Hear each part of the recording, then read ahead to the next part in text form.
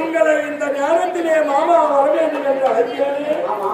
என்ன காரணம் தெரியுமா? என்ன காரணம்? மங்கள காரியமாக உன்னை வரவேற்கிறேன். மங்கள காரியம்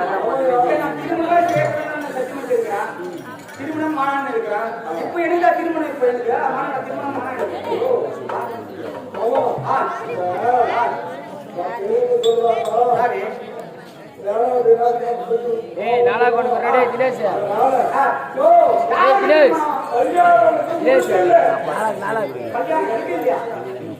கல்யாணம் பண்ற வயசு ஓய்வு வாங்குற வயசுல எனக்கு கல்யாணம் வேணும்னு சொல்லி எந்த பக்கம் யாரும் திருமணம் பண்ணிக்கிறியா?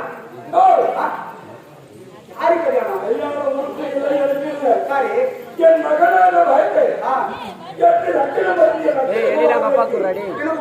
கல்யாணம் வயசு